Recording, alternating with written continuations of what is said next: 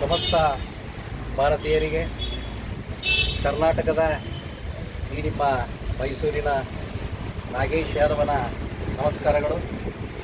ಬಂಧುಗಳೇ, ಈ ದಿನ ತಮ್ಮೆಲ್ಲರಿಗೂ ತಿಳಿದಿರುವಂತೆ ಭಾರತದಾದ್ಯಂತ ವಿಶಿಷ್ಟವಾಗಿ ನಾಗರ ಪಂಚಮಿಯನ್ನು ಆಚರಿಸ್ತಾ ಇದ್ದೀವಿ. ನಾಗರ ಪಂಚಮಿ ಅದರ ವಿಶಿಷ್ಟ ತಮ್ಮೆಲ್ಲರಿಗೂ ತಿಳಿದಿದೆ, ಕೆಲವರಿಗೆ ತಿಳಿದಿಲ್ಲ.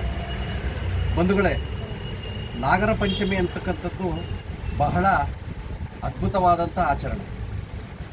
ಇದು ಭಾರತದಾದ್ಯಂತ ನಡೆಯುತ್ತದೆ. ಈ ಒಂದು ಆಚರಣೆಗೂ ಮತ್ತು ಪುರಾಣಕ್ಕೂ ಒಂದು ಸಂಬಂಧ ಇದೆ.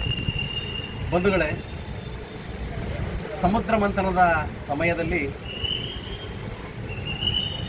ಯಾವಾಗ ವಿಷಪೂರಿತವಾದಂಥ ವಸ್ತುಗಳು ಮೇಲಕ್ಕೆ ಬರ್ತವೋ ಆಗ ಆ ನೀಲಕಂಠ ಆ ವಿಷಗಳನ್ನೆಲ್ಲವನ್ನು ತಾನು ಕುಡಿದು ಅದನ್ನು ಸಂತೈಸ್ತಾನೆ.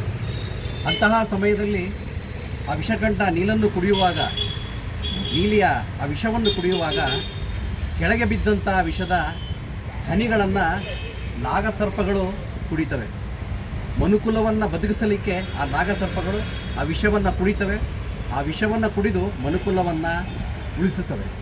ಈ ಒಂದು ಸಂದರ್ಭವನ್ನು ನೆನೆಸಿಕೊಳ್ಳುತ್ತಾ ಈ ಭೂಲೋಕದಲ್ಲಿ ನಾವು ಈ ನಾಗದೇವತೆಗಳಿಗೆ ಕಲ್ಲಿನ ಸ್ವರೂಪದಲ್ಲಿ ಹಾಲನ್ನು ಇರಿತೀವಿ.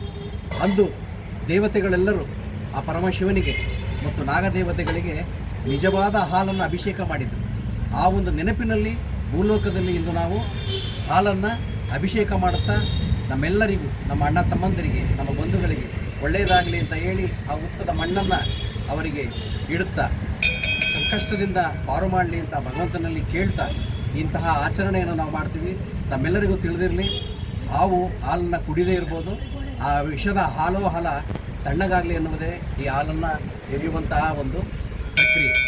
ಬಂಧುಗಳೇ, ಇಂತಹ ಆಚರಣೆ ಭಾರತದಲ್ಲಿ ಮತ್ತೆ ನಿಮಗೆ ಸಿಗಲಿಕ್ಕೆ ಸಾಧ್ಯ. ಅದರಿಂದ ನಮ್ಮ ದೇಶ ವೈವಿಧ್ಯಮಯವಾದ ದೇಶ, ಅನೇಕ ಸಂಸ್ಕೃತಿಯುಳ್ಳ ದೇಶ. ತಮ್ಮೆಲ್ಲರಿಗೂ ಒಳ್ಳೆಯದಾಗಲಿ. ಜೈ ಹಿಂದ್, ಜೈ ಕರ್ನಾಟಕ.